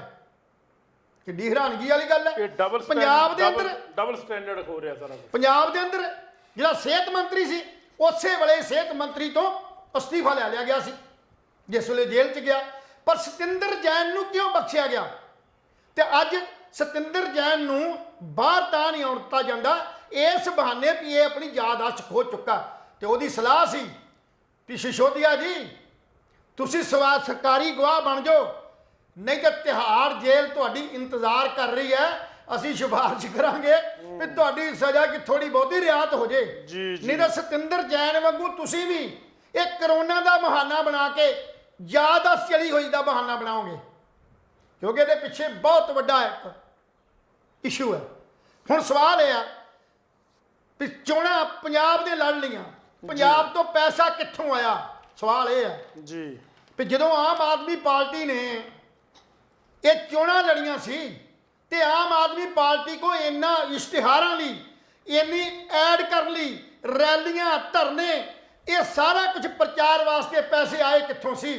ਭਗਵੰਤ ਮਾਨ ਕੋ ਤੇ ਇੰਨੀ ਜ਼ਮੀਨ ਹੈ ਨਹੀਂ, ਹੋਰਨਾਂ ਲੋਕਾਂ ਕੋ ਪੈਸੇ ਹੈ ਨਹੀਂ, ਪਬਲਿਕ ਨੇ ਦਿੱਤਾ ਕੱਖ ਨਹੀਂ, ਕਿਉਂਕਿ ਪਬਲਿਕ ਤੇ 10-20 ਰੁਪਏ ਦੇ ਸਕਦੀ ਆ, ਨਹੀਂ ਤਾਂ ਸ਼ਰਾਬ ਆਪ ਪੀਊਗੀ, ਤੁਹਾਡੇ ਕੋਲ ਸੁੱਖ ਸਹੂਲਤਾਂ ਲਏਗੀ। ਕਿਸੇ ਨੇ ਚਾਦਰਾਂ ਵੰਡਤੀਆਂ, ਕਿਸੇ ਨੇ ਸਾੜੀਆਂ ਵੰਡਤੀਆਂ, ਕਿਸੇ ਨੇ ਟੀਵੀ ਦੇਤੇ, ਕਿਤੇ ਕੁਛ ਕੀਤਾ। ਇਹ ਪੈਸਾ ਆਇਆ ਕਿੱਥੋਂ ਸੀ? ਇਟ ਮੀਨਸ ਵੀ ਕਿਤੇ ਨਾ ਕਿਤੇ ਗੜਬੜ ਹੈ। ਤੇ ਹੁਣ ਗੜਬੜ ਜਿਹੜੀ ਹੋ ਰਹੀ ਹੈ ਉਹ ਹੋ ਰਹੀ ਹਿਮਾਚਲ ਲਈ ਔਰ ਗੁਜਰਾਤ ਵਾਸਤੇ। ਸਾਰਾ ਪੈਸਾ ਇਕੱਠਾ ਕਰਕੇ ਇਹਨਾਂ ਦੋਨਾਂ ਸਟੇਟਾਂ 'ਚ ਪਹੁੰਚਾਇਆ ਜਾ ਰਿਹਾ। ਇਹ ਸਾਰੀ ਸਕੀਮ ਜਿਹੜੀ ਹੈ IRS ਰਿਟਾਇਰਡ ਕੇਜਰੀਵਾਲ ਸਾਹਿਬ ਦੀ ਹੈ, ਕਿਉਂਕਿ ਆਪ ਉਹ ਕਿਤੇ ਵੀ ਨਹੀਂ ਫਸੇਗਾ, ਕਿਤੇ ਵੀ ਉਹਦਾ ਨਾਂ ਨਹੀਂ ਆਏਗਾ, ਪਰ ਅੰਦਰ ਖਾਤੇ ਜੋ ਕੁਝ ਹੋ ਰਿਹਾ ਇਹਨੂੰ ਵਾਚ ਕਰਨ ਵਾਲੇ ਬਹੁਤ ਵੱਡੇ ਜਿਹੜੇ ਬੰਦੇ ਨੇ ਜਿਨ੍ਹਾਂ ਨੇ ਸਾਰਾ ਕੁਝ ਟਰੇਸ ਕੀਤਾ। ਬਿਲਕੁਲ ਤੁਹਾਡੀ ਉਹ ਗੱਲ ਤੇ ਵਿੱਚ ਮੈਂ ਰਿਪੀਟ ਚੜਾਉਣਾ ਵੀ ਤੁਸੀਂ ਕਿਹਾ ਸੀਗਾ ਵੀ ਜੇ ਮੰਨ ਲਓ ਕਹਿੰਦਾ ਮਨੀਸ਼ ਸਿਸੋਦੀਆ ਜਾਂ ਕੇਜਰੀਵਾਲ ਸਾਹਿਬ ਕਹਿੰਦੇ ਨੇ ਵੀ ਕੋਈ ਬੇਧਿਆਨੀ ਜਾਂ ਬੇਨਿਯਮੀ ਨਹੀਂ ਹੋਈ ਤਾਂ ਫਿਰ ਇਹ ਵਾਪਸ ਕਿਉਂ ਲਈ, ਹਨਾ? ਸਭ ਤੋਂ ਵੱਡਾ ਸਵਾਲ ਇਹ ਵੀ ਹੈ। ਵਿਰੋਧੀਆਂ ਦੇ ਧਿਰ ਤੇ ਨਿਸ਼ਾਨੇ ਨੇ, ਉਧਰੋਂ ਜਿਹੜਾ ਮਨੀਸ਼ ਸਿਸੋਦੀਆ ਦਾ ਕੰਪਿਊਟਰ ਹੈ, ਫਾਈਲਾਂ ਨੇ ਜਾਂ ਹੋਰ ਡਾਕੂਮੈਂਟੇਸ਼ਨ ਹੈ, ਉਹ ਸਾਰੀ ਵਿਜੀਲੈਂਸ ਨੇ ਕਬਜ਼ੇ ਵਿੱਚ ਲੈ ਲਈ ਹੈ, CBI ਨੇ ਲਈ, ਇਸੇ ਕਰਕੇ ਹਾਂ CBI ਨੇ ਕਬਜ਼ੇ ਵਿੱਚ ਲੈ ਲਈ। ਔਰ ਉਹ ਕਹਿੰਦੇ ਮੈਂ ਡਰਦਾ ਨਹੀਂ, ਮੈਂ ਸੱਚਾ। ਲੇਕਿਨ ਹੁਣ ਕੀ ਸੱਚ ਹੈ ਕੀ ਝੂਠ ਹੈ? ਜੇ ਨਹੀਂ ਡਰਦਾ ਤਾਂ ਅਸੀਂ ਇਸ ਗੱਲ ਤੇ ਹੁਣ ਦੂਜੀ ਗੱਲ ਰਹੀ ਪੰਜਾਬ ਦੇ ਅੰਦਰ ਜਿਹੜੀ ਸ਼ਰਾਬ ਪਾਲਿਸੀ ਪੰਜਾਬ ਦੇ ਅੰਦਰ ਲਾਗੂ ਕੀਤੀ ਗਈ ਆ, ਉਹ ਉਹਦੀ ਰੋਸ਼ਨੀ 'ਚ ਕੀਤੀ ਗਈ ਹੈ। ਦਿੱਲੀ ਦੀ ਰੋਸ਼ਨੀ 'ਚ ਕੀਤੀ। ਜੇ ਦਿੱਲੀ ਦੀ ਸਕੀਮ ਫੇਲ ਹੈ, ਜੇ ਦਿੱਲੀ ਦੇ ਅੰਦਰ ਸ਼ਰਾਬ ਪਾਲਿਸੀ ਫੇਲ ਹੋਈ ਤੇ ਉਹ ਪੰਜਾਬ 'ਚ ਕਿਵੇਂ ਲਾਗੂ ਹੋ ਸਕਦੀ ਹੈ? ਉਹ ਪੰਜਾਬ 'ਚ ਕਿਵੇਂ ਸੂਤ ਹੋ? ਲਹਿਲ ਸਾਹਿਬ ਪਤਾ ਕੀ ਗੱਲ ਹੈ, ਜੇ ਇਹੀ ਸਕੀਮ ਆ, ਸੁਣੋ ਮੇਰੀ ਗੱਲ ਜੀ, ਇਹੀ ਸਕੀਮ ਜੇ ਪੰਜਾਬ ਦੇ ਬੁੱਧੀਜੀਵੀ ਲੋਕ ਬਣਾਉਂਦੇ ਤਾਂ ਸ਼ਾਇਦ ਬਹੁਤ ਵਧੀਆ ਸੀ। ਹੋਣਾ ਕੀ ਚਾਹੀਦਾ ਸੀ? ਹੋਣਾ ਪੰਜਾਬ 'ਚ ਕੀ ਹੋਣਾ ਚਾਹੀਦਾ ਸੀ? ਅਗਰ ਮੈਂ ਮੁੱਖ ਮੰਤਰੀ ਹੁੰਦਾ ਤਾਂ ਮੈਂ ਕੀ ਕਰਦਾ? ਸੁਣੋ ਗੱਲ, ਮੈਂ ਸਾਰੇ ਸ਼ਰਾਬ ਦੇ ਜਿੰਨੇ ਬੈਂਡਰ ਨੇ, ਠੇਕੇਦਾਰ ਨੇ, ਮੈਂ ਇਕੱਠੇ ਕਰਦਾ। ਜਿਹੜਾ ਮਾਰਜਨ ਮਨੀ ਹੈ, ਮੰਨ ਲਓ 6 ਕਰੋੜ 7 ਕਰੋੜ, ਹੁਣ ਇਹਨਾਂ ਨੇ ਬਹੁਤ ਵਧਾਤੀ ਹੈ, ਉਹ ਹਰੇਕ ਬੰਦੇ ਦੇ ਬਸ ਦਾ ਰੋਗ ਨਹੀਂ ਰਿਹਾ, ਮੈਂ ਉਹਨੂੰ ਘਟਾਉਂਦਾ ਕਿਉਂ? ਵੀ ਜਿਹੜੇ ਆਮ ਬੰਦੇ ਨੇ, ਬੇਰੁਜ਼ਗਾਰ ਲੋਕ ਨੇ, ਉਹ ਵੀ ਇਸ ਰੁਜ਼ਗਾਰ ਦੇ ਵਿੱਚ, ਕਾਰੋਬਾਰ ਵਿੱਚ ਆ ਸਕਣ ਔਰ ਉਹ ਵੀ ਠੇਕੇ ਜਿਹੜੇ ਨੇ ਉਹ ਖੋਲ ਸਕਣ ਔਰ ਉਹ ਆਪਣਾ ਰੋਜੀ ਰੋਟੀ ਕਮਾ ਸਕਣ। ਇਹਨਾਂ ਨੇ ਕੀ ਕੀਤਾ? ਇਹਨਾਂ ਰੇਟ ਵਧਾ ਕੇ ਜਿਹੜੇ ਉਹ ਨਿੱਕੇ ਮੋਟੇ ਸੀ ਵਿਚਾਰੇ 5 ਪੈਸੇ ਵਾਲੇ 10 ਪੈਸੇ ਵਾਲੇ, ਉਹ ਤਾਂ ਬਾਹਰ ਹੀ ਕੱਢ ਦੇ, ਉਹਦਾ ਖਤਮ ਕਰ ਦੇ। ਹੁਣ ਪ੍ਰੋਬਲਮ ਇੱਥੇ ਇਹ ਹੈ ਕਿ ਪੰਜਾਬ ਸਰਕਾਰ ਗੱਲਾਂ ਤਾਂ ਕਰਦੀ ਹੈ ਰੁਜ਼ਗਾਰ ਦੇਣ ਦੀਆਂ, ਪਰ ਇੱਥੇ ਬੇਰੁਜ਼ਗਾਰੀ ਵਧਾਤੀ। ਪਟਵਾਰੀ ਧਰਨੇ ਤੇ ਹੋ ਗਏ, ਉਧਰੋਂ ਮਾਈਨਿੰਗ ਵਾਲੇ ਜਿਹੜੇ ਟਿੱਪਰ ਚਾਲਕ ਨੇ, ਰੇਤਾ ਲੈ ਕੇ ਜਾਂਦੇ ਸੀ, ਉਹ ਵਿਚਾਰੇ ਕਈ ਮਹੀਨਿਆਂ ਤੋਂ ਵਿਹਲੇ ਬੈਠੇ ਨੇ, ਟਿੱਪਰ ਬਿਲਕੁਲ ਕਿਸ਼ਤਾਂ ਵੀ ਨਹੀਂ ਮੁੜ ਰਹੀਆਂ। ਹੁਣ ਸਵਾਲ ਇੱਥੇ ਖੜਾ ਹੁੰਦਾ ਹੈ ਕਿ ਭਗਵੰਤ ਮਾਨ ਆਪਣਾ ਦਿਮਾਗ ਕਦੋਂ ਵਰਤਣਾ ਸ਼ੁਰੂ ਕਰੂਗਾ? ਲਓ ਜੀ, ਮੈਂ ਤੁਹਾਨੂੰ ਦੱਸਦਾ ਵਰਤਿਆ ਕਿੱਥੇ ਆ। ਜੀ ਇੱਕ ਨਵਾਂ ਝੂਠ, ਬਹੁਤ ਵੱਡਾ ਝੂਠ ਜਿਹੜਾ ਕੱਲ ਫੇਰ ਭਗਵੰਤ ਮਾਨ ਨੇ ਮਾਰਤਾ। ਉਹ ਕਿਹੜਾ? ਉਹ ਇਹ ਮਾਰਿਆ ਪਰਲਸ ਕੰਪਨੀ ਜਿਹੜੀ ਸੀ ਇੱਥੇ, ਪਰਲ ਇਨਵੈਸਟਮੈਂਟ ਕੰਪਨੀ ਦੇ ਉਹਨਾਂ ਨਿਵੇਸ਼ਕਾਰਾਂ ਨੂੰ ਜਿਨ੍ਹਾਂ ਨਾਲ ਧੋਖਾ ਹੋਇਆ ਉਹਨਾਂ ਦੀ ਮਦਦ ਕਰਨ ਦੀ, ਉਹਨਾਂ ਨੂੰ ਪੈਸੇ ਦਿਵਾਉਣ ਦੀ ਗੱਲ ਜਿਹੜੀ ਆ ਉਹ ਕਹਿਤਾ ਵੀ ਸਰਕਾਰ ਵਿਸ਼ੇਸ਼ ਤੌਰ ਤੇ ਜਾਂਚ ਇਹਦੀ ਕਰਾਏਗੀ। ਭਗਵੰਤ ਮਾਨ ਨੂੰ ਸ਼ਾਇਦ ਇਹ ਨਹੀਂ ਪਤਾ ਵੀ ਪੰਜਾਬ ਸਰਕਾਰ ਇਹਦੀ ਜਾਂਚ ਕਦੋਂ ਕਰਾਏਗੀ। ਇਹਨੂੰ ਜਾਣਕਾਰੀ ਹੋਣੀ ਚਾਹੀਦੀ ਹੈ ਵੀ ਇਹਦੀ ਜਾਂਚ ਬਹੁਤ ਪਹਿਲਾਂ ਸੁਪਰੀਮ ਕੋਰਟ ਵੱਲੋਂ ਆਦੇਸ਼ ਦੇ ਕੇ ED, CBI, ਸੇਬੀ ਜਾਂ ਹੋਰ ਜਿਹੜੀਆਂ ਵਿੱਤੀ ਜਿਹੜੀਆਂ ਕੁਝ ਸੰਸਥਾਵਾਂ ਜਾਂ ਇਮੀਗ੍ਰੇਟ ਜਿਹੜੀ ਇਹਨਾਂ ਦੀ ਦੇ ਚੁੱਕੀ ਹੈ, ਉਹਨਾਂ ਨੂੰ ਪਹਿਲੇ ਜਿਹੜੀ ਇਹ ਇਨਵੈਸਟੀਗੇਟ ਕਰ ਰਹੇ ਸੀ, ਉਹਨਾਂ ਨੂੰ ਸਾਂਝੇ ਤੌਰ ਤੇ ਦੇ ਚੁੱਕੀ ਸੀ ਵੀ ਬਾਕੀ ਜਿਹੜੇ ਹੋਰ ਕੇਸਿਸ ਵੀ ਨੇ ਉਹ ਸਾਰਿਆਂ ਨੂੰ ਇੱਕ ਥਾਂ ਇਕੱਠਾ ਕਰਕੇ ਤੇ ਇਹਨਾਂ ਦੇ ਉੱਤੇ ਚੀਫ ਜਸਟਿਸ ਰਿਟਾਇਰਡ ਜਸਟਿਸ ਲੋਧਾ ਉਹਦੇ ਅੰਡਰ ਇੱਕ ਕਮੇਟੀ ਬਣਾ ਕੇ ਉਹਦੀ ਅਗਵਾਈ ਹੇਠ ਕਮੇਟੀ ਬਣਾ ਦਿੱਤੀ ਗਈ, ਜਦੋਂ ਕਮੇਟੀ ਬਣਾਤੀ ਗਈ ਤਾਂ ਸੁਪਰੀਮ ਕੋਰਟ ਦੇ ਮੁਤਾਬਕ ਇਹ ਸਾਰੀ ਦੀ ਸਾਰੀ ਜਿਹੜੀ ਪ੍ਰਾਪਰਟੀ ਹੈ, ਹੁਣ ਮੈਂ ਇਹ ਗੱਲ ਅੱਗੇ ਤੋਰਨ ਤੋਂ ਪਹਿਲਾਂ ਥੋੜੀ ਜਿਹੀ ਗੱਲ ਹੋਰ ਵਾਲੇ ਪਾਸੇ ਨੂੰ ਲੈ ਕੇ ਜਾਊਂਗਾ। ਪਰਲ ਉਹ ਕੰਪਨੀ ਹੈ ਜਿਹਦੀ ਪਹਿਲਾਂ ਸਹਾਇਕ ਕੰਪਨੀ ਜਿਹੜੀ ਆ 골ਡਨ ਫਾਰੈਸਟ ਹੁੰਦੀ ਸੀ, ਨਹੀਂ ਸੌਰੀ ਪਰਲ ਗ੍ਰੀਨ ਹੁੰਦੀ ਸੀ। ਪਰਲ ਗ੍ਰੀਨ ਇਹ ਪਰਲ ਦੀ ਇੱਕ ਸਹਾਇਕ ਕੰਪਨੀ ਸੀ। ਉਸ ਤੋਂ ਬਾਅਦ ਵੱਖ-ਵੱਖ ਕੰਪਨੀਆਂ ਆਈਆਂ। ਉਹਦਾ ਕੀ ਕੰਮ ਸੀ? ਉਹਦਾ ਕੰਮ ਸੀ ਨਾਨ ਬੈਂਕਿੰਗ ਜਿਹੜੀਆਂ ਕਾਰਵਾਈ ਕਰਨੀ। ਨਾਨ ਬੈਂਕਿੰਗ ਉਹ ਸੰਸਥਾਵਾਂ ਨੇ ਜਿਹੜੀਆਂ ਆਰਡੀ ਕਰਦੀਆਂ ਨੇ ਜਾਂ ਪੈਸੇ ਦੂਣੇ ਕਰਦੀਆਂ ਨੇ ਜਾਂ ਇਨਵੈਸਟ ਕਰਕੇ ਪ੍ਰਾਪਰਟੀ 'ਚ ਇਨਵੈਸਟ ਕਰਦੀਆਂ ਨੇ। ਪਰਲ ਨੇ ਸਭ ਤੋਂ ਪਹਿਲਾਂ ਆਰਡੀ ਸ਼ੁਰੂ ਕੀਤੀ। ਆਰਡੀ ਕੀ ਹੁੰਦੀ ਮੈਂ ਦੱਸਣਾ, ਉਹ ਇਹ ਹੈ ਵੀ ਤੁਸੀਂ ਮਹੀਨੇ ਦੀ ਕਿਸ਼ਤ ਭਰਨੀ ਆ, ਮਹੀਨੇ ਬਾਅਦ ਤੁਸੀਂ ਪੈਸੇ ਆਪਣੇ ਇਨਵੈਸਟ ਕਰਦੇ ਰਹਿਣੇ ਆ। ਇਹ 10 ਸਾਲ 5 ਸਾਲ ਜਾਂ 8 ਸਾਲ ਇਹ ਤੁਹਾਨੂੰ 5 ਸਾਲਾਂ 7 ਸਾਲਾਂ 10 ਸਾਲਾਂ ਬਾਅਦ ਕੁਛ ਨਾ ਕੁਛ ਪੈਸੇ ਜਿਹੜੇ ਰਿਫੰਡ ਹੋਣੇ ਜਾਂ ਤੁਹਾਡੀ ਐਫਡੀ ਹੋਣੀ ਆ। ਇਹ ਨਾਨ ਬੈਂਕਿੰਗ ਦੀ ਗੱਲ ਕਰ ਰਿਹਾ, ਬੈਂਕਿੰਗ ਨਹੀਂ ਕਰ ਰਿਹਾ ਜੀ। ਉਹ ਐਫਡੀ ਬੈਂਕਾਂ ਵਾਲੀ ਹੋਰ ਹੈ। ਇਹਦੇ 'ਚ ਜਦੋਂ ਤੁਸੀਂ ਕੋਈ ਪੈਸੇ ਜਮ੍ਹਾਂ ਕਰਾਉਂਦੇ ਹੋ ਤੇ 5.5 ਸਾਲ ਬਾਅਦ 5 ਸਾਲ ਬਾਅਦ ਤੁਹਾਨੂੰ ਦੂਣੇ ਦਿੱਤੇ ਜਾਂਦੇ ਨੇ। ਤੇ ਨਾਲ ਇੱਕ ਹਦਾਇਤ ਹੁੰਦੀ ਸੀ। ਉਹ ਹਦਾਇਤ ਕੀ ਸੀ? ਸਾਡੀ ਜਿਹੜੀ RBI ਦੀਆਂ ਡਾਇਰੈਕਸ਼ਨਾਂ ਇਹ ਨੇ ਵੀ ਹਰ ਨਾਨ ਜਿਹੜੀ ਹੈ ਬੈਂਕਿੰਗ ਜਿਹੜੀ ਆ ਕੰਪਨੀ ਹੈ ਉਹ 80% ਪੈਸਾ ਸੇਵ ਕਰੇਗੀ ਔਰ 20% ਖਰਚਾ ਕਰੇਗੀ। ਪਰ ਸਾਡੀਆਂ ਕੰਪਨੀਆਂ ਨੇ ਕੀ ਕੀਤਾ, ਜਿਹੜੀਆਂ ਅੱਜ ਫੇਲ ਹੋ ਗਈਆਂ ਨੇ, ਲੋਕਾਂ ਨਾਲ ਠੱਗੀ ਮਾਰ ਕੇ ਨੱਠ ਗਈਆਂ ਨੇ, ਉਹਨਾਂ ਨੇ ਕੀ ਕੀਤਾ? ਉਹਨਾਂ 80% ਖਰਚਾ ਕਰਤਾ, 20% ਸੇਵ ਕਰਤਾ। ਉਹ ਮਰ ਗਏ ਫਿਰ ਤਾਂ। ਹੁਣ 20% ਨੂੰ 100% ਕਿਵੇਂ ਕਰੋਗੇ ਤੁਸੀਂ? ਇਹ ਕੁਛ ਪਰਲ ਦੀ ਗ੍ਰੀਨ ਜਿਹੜੀ ਆ ਉਹ ਫੋਰੈਸਟ ਵਾਲੀ ਜਿਹੜੀ ਸਕੀਮ ਸੀ ਉਹ ਇਹਦੇ 'ਚ ਇਨਵੋਲਵ ਹੋਏ। ਉਸ ਤੋਂ ਬਾਅਦ ਮਾਇਆ ਜਿਹੜਾ ਨਿਰਮਲ ਛਾਇਆ ਸ਼ੁਰੂ ਕੀਤੀ। ਨਿਰਮਲ ਛਾਇਆ ਦੇ ਨਾਲ ਉਹਨਾਂ ਨੇ ਕੀ ਕੀਤਾ? ਉਹਨਾਂ ਨੇ ਕਰਤੀ ਪਰਲ ਇਨਵੈਸਟਮੈਂਟ ਜਿਹੜੀਆਂ ਕੰਪਨੀ ਜਿਹੜੀਆਂ ਪਰਲ ਅਸਟੇਟ ਸ਼ੁਰੂ ਕਰਤੀ। ਸਾਡੇ ਮੋਹਾਲੀ ਦੇ ਅੰਦਰ ਵੀ ਇੱਕ ਪਰਲ ਸਿਟੀ ਬਣਿਆ ਹੋਇਆ, ਠੀਕ ਹੈ ਜੀ। ਹੁਣ ਇਹਦੇ 'ਚ ਜਿਹੜੇ ਪੈਸੇ ਇਨਵੈਸਟਰ ਕੀ ਸੀਗੇ ਉਹ ਪੰਜਾਬ ਦੇ ਘੱਟ ਸੀ ਤੇ ਸਾਡੇ ਦੇਸ਼ ਦੇ ਅਲੱਗ-ਅਲੱਗ ਥਾਵਾਂ ਤੋਂ ਇਨਵੈਸਟਰ ਜ਼ਿਆਦਾ ਸੀ। ਹੁਣ ਜਦੋਂ ਹੋਇਆ ਕਿ ਲੋਧਾ ਕਮੇਟੀ ਨੂੰ, ਜਸਟਿਸ ਲੋਧਾ ਦੀ ਅਗਵਾਈ ਹੇਠ ਬਣੀ ਕਮੇਟੀ ਨੂੰ ਸੁਪਰੀਮ ਕੋਰਟ ਨੇ ਅਧਿਕਾਰ ਦੇ ਦਿੱਤੇ ਕਿ ਟੋਟਲ ਜਿਹੜੀ ਇਹਨਾਂ ਦੀ ਪ੍ਰਾਪਰਟੀਜ਼ ਹੈਗੀ ਹੈ ਉਹ ਅਟੈਚ ਕਰ ਲਓ। ਉਹ ਟੋਟਲ ਪ੍ਰਾਪਰਟੀ ਜਿਹੜੀ ਸੀ ਜਿਹਦਾ ਮੁੱਲ ਅੱਜ 1,82,000 ਕਰੋੜ ਰੁਪਇਆ ਨਿਰਧਾਰਿਤ ਕੀਤਾ ਗਿਆ। 1,82,000 ਕਰੋੜ ਰੁਪਇਆ ਇਹਦਾ ਜਿਹੜਾ ਸੀ ਉਹ ਮੁੱਲ ਤੈਅ ਕਰਤਾ ਗਿਆ। ਇੱਕ ਮੈਂ ਤੁਹਾਨੂੰ ਗੱਲ ਦੱਸ ਦਿਆਂ, 1,82,000 ਕਰੋੜ ਦਾ ਜਿਹੜਾ ਮਾਲਕ ਹੈ ਨਿਰਮਲ ਸਿੰਘ ਭੰਗੂ, ਇਹੀ ਦੱਸਣ ਲੱਗਾ ਜੀ ਮੈਂ। ਨਹੀਂ ਮੈਂ ਗੱਲ ਹੋਰ ਕਰਨ ਲੱਗਿਆ ਜੀ। ਲੋਕਾਂ ਨੂੰ ਸ਼ਾਇਦ ਇਹ ਗੱਲ ਦਾ ਪਤਾ ਨਹੀਂ ਹੈਗਾ, ਕਿਸੇ ਨੂੰ ਨਹੀਂ ਪਤਾ ਜੀ। ਆਪਣੇ ਬਹੁਤ ਸਾਰੇ ਦੋਸਤਾਂ ਮਿੱਤਰਾਂ ਨੂੰ ਪਤਾ ਹੈ। ਉਹ ਮੇਰਾ ਵੀ ਦੋਸਤ ਰਿਹਾ ਤੇ ਲਹਿਲ ਸਾਹਿਬ ਦਾ ਵੀ ਦੋਸਤ ਰਿਹਾ, ਕਿਉਂਕਿ ਮੋਟਰਸਾਈਕਲ ਤੇ ਇਕੱਠੇ ਰਹਿੰਦੇ ਰਹੇ ਸਾਰੇ। ਅਸੀਂ ਨਿਰਮਲ ਸਿੰਘ ਭੰਗੂ ਨੂੰ ਉਹ ਤੋਂ ਜਾਣਦੇ ਆ ਜਦੋਂ ਗਰਾਊਂਡ ਲੈਵਲ ਤੇ ਸੀ, ਜਦੋਂ ਦੁੱਧ ਵੇਚਦਾ ਸੀ ਤੇ 1 ਲੱਖ ਕਰੋੜ ਕੰਪਨੀ ਦਾ ਮਾਲਕ, ਪਰਲ ਗਰੁੱਪ ਦਾ ਮਾਲਕ ਨਿਰਮਲ ਸਿੰਘ ਭੰਗੂ ਮੋਹਾਲੀ ਦੇ ਵਿੱਚ ਜਿੱਥੇ ਆਪਣਾ ਦਫ਼ਤਰ ਆ, ਸਟੂਡੀਓ, ਤੇ ਸਿਰਫ 2 ਮਿੰਟ ਦਾ ਰਸਤਾ ਹੈ। ਔਰ ਅਸੀਂ ਹਰ ਸਾਲ ਸੱਭਿਆਚਾਰਕ ਜਦੋਂ ਮੇਲਾ ਕਰਾਉਂਦੇ ਸੀ ਤਾਂ ਇਹਨਾਂ ਤੋਂ ਅਸੀਂ 1.5 ਲੱਖ ਰੁਪਇਆ ਲੈ ਕੇ ਆਉਂਦੇ ਸੀ ਮੇਲੇ ਵਾਸਤੇ। ਔਰ ਪ੍ਰੈਸ ਕਲੱਬ ਨੂੰ ਵੀ ਬਹੁਤ ਭੰਗੂ ਸਾਹਿਬ ਨੇ ਹੈਲਪ ਕੀਤੀ ਹੈ। ਭੰਗੂ ਆਪ, ਨਿਰਮਲ ਸਿੰਘ ਭੰਗੂ ਆਪ ਬਹੁਤ ਵਧੀਆ ਇਨਸਾਨ ਹੈ, ਇਹਨਾਂ ਦਾ ਪਰਿਵਾਰ ਬਹੁਤ ਵਧੀਆ, ਉਹਨਾਂ ਦੇ ਬੱਚੇ ਸਾਡੇ ਦੋਸਤ ਰਹੇ ਨੇ। ਲੇਕਿਨ ਕਹਿਣ ਦਾ ਮਤਲਬ ਫਿਰ ਇਹ ਹੈ ਵੀ ਉਹ ਐਡਾ ਵੱਡਾ ਘੁਟਾਲਾ ਲੋਕਾਂ ਦੇ ਨਾਲ ਕਰ ਲਿਆ ਤੇ ਅੱਜ ਨਿਰਮਲ ਸਿੰਘ ਭੰਗੂ ਤੁਹਾਨੂੰ ਪਤਾ ਕਿ ਜੇਲ੍ਹ ਦੇ ਵਿੱਚ ਨੇ ਔਰ ਬਾਕੀ ਬੰਦੇ ਵੀ ਜੇਲ੍ਹ ਦੇ ਵਿੱਚ ਨੇ। ਲੈਲ ਸਾਹਿਬ ਤੁਸੀਂ ਪ੍ਰੋਸੀਡ ਕਰੋ। ਮੈਂ ਮੇਰੇ ਮਨ ਦੇ ਵਿੱਚ ਗੱਲ ਆ ਗਈ ਸੀ, ਉਹ ਚੰਗਾ ਕੀਤਾ ਵੀ ਨਿਰਮਲ ਸਿੰਘ ਭੰਗੂ ਨਾਲ ਸਾਡੇ ਦੋਨਾਂ ਦੇ ਬੜੇ ਅੱਛੇ ਜਾਤੀ। ਨਿਰਮਲ ਸਿੰਘ ਭੰਗੂ ਹੁਣੀ ਸਾਡੇ ਜ਼ਿਲ੍ਹੇ ਰੋਪੜ ਦੇ ਨਜ਼ਦੀਕ ਪਿੰਡ ਦੇ ਇਹ ਵਾਸੀ ਨੇ। ਚਮਕੌਰ ਸਾਹਿਬ ਜਿਹੜਾ ਵਿਧਾਨ ਸਭਾ ਹਲਕਾ ਹੈ ਚੰਨੀ ਦਾ, ਉਹਨਾਂ ਦੇ ਪਿੰਡ ਦੇ, ਉਹਨਾਂ ਦਾ ਪਿੰਡ ਉੱਥੇ ਆ, ਚੰਨੀ ਦੇ ਪਿੰਡਾਂ ਵੱਲ ਦੇ ਨੇ। ਕੰਪਨੀ ਦੇ ਨਾਲ ਜਿਹੜੀ ਗੱਲ ਕਰ ਰਹੇ ਆ ਵੀ 1,82,000 ਕਰੋੜ ਰੁਪਏ ਦੀ ਅੱਜ ਜਿਹੜੀ ਪ੍ਰਾਪਰਟੀ ਇੰਡੀਆ ਦੇ ਅੰਦਰ ਨਿਰਧਾਰਿਤ ਕੀਤੀ ਗਈ। ਖੈਰ ਜੇ ਦੱਸਣ ਵਾਲੇ ਤੇ ਇਹ ਵੀ ਕਹਿੰਦੇ ਨੇ ਵੀ ਆਸਟ੍ਰੇਲੀਆ ਦੇ ਅੰਦਰ ਔਰ ਕੈਨੇਡਾ ਦੇ ਅੰਦਰ ਬਹੁਤ ਵੱਡੀਆਂ ਸਟੇਟਸ ਦੇ ਜਿਹੜੇ ਨੇ ਉਹ ਮਾਲਕ ਨੇ। ਇਹ ਜਿਹੜੀਆਂ ਕੰਪਨੀਆਂ ਨੇ ਆਪਣੀਆਂ ਜਿਹੜੀਆਂ ਨੇ ਜਾਇਦਾਦਾਂ ਜਾਂ ਜਿਹੜੇ ਸਟੇਟ ਨੇ ਉਹ ਬਣਾਏ ਹੋਏ ਨੇ, ਇਹ ਸਾਰਾ ਕੁਝ ਨਿਵੇਸ਼ਕਾਂ ਦਾ ਪੈਸਾ ਸੀ। ਜਿਸ ਵੇਲੇ ਸੇਬੀ ਨੇ ਸਭ ਤੋਂ ਪਹਿਲਾਂ ਕੀ ਹੋਇਆ, ਸੇਬੀ ਦਾ 55,000 ਕਰੋੜ ਰੁਪਈਆ ਜਿਹੜਾ ਸੀ ਉਹ ਪਰਲ ਕੰਪਨੀ ਨੇ ਦੇਣਾ ਸੀ। ਜਦੋਂ ਉਹਦਾ 55,000 ਕਰੋੜ ਦਾ ਜਿਹੜਾ ਪੈਸਾ ਸੇਬੀ ਦਾ ਸੀ, ਜਦੋਂ ਉਹ ਨਹੀਂ ਉਹਨਾਂ ਨੇ ਪਹੁੰਚਿਆ ਤੇ ਇੱਥੋਂ ਕੇਸ ਜਿਹੜਾ ਉਹ ਪੋਲੀਟੀਕਲ ਗਰਾਊਂਡ ਦੇ ਉੱਤੇ ਇਹ ਜਿਹੜਾ ਸ਼ੁਰੂ ਹੋ ਗਿਆ। ਸੋ 2000 ਤੋਂ ਪਹਿਲਾਂ ਜਦੋਂ ਕੈਪਟਨ ਅਮਰਿੰਦਰ ਸਿੰਘ ਦੀ ਇਹ ਸਰਕਾਰ ਸੀ, ਉਸ ਵੇਲੇ ਕੇਸ ਜਿਹੜੇ ਆ ਉਹ ਦਰਜ ਹੋਣੇ ਸ਼ੁਰੂ ਹੋ ਗਏ।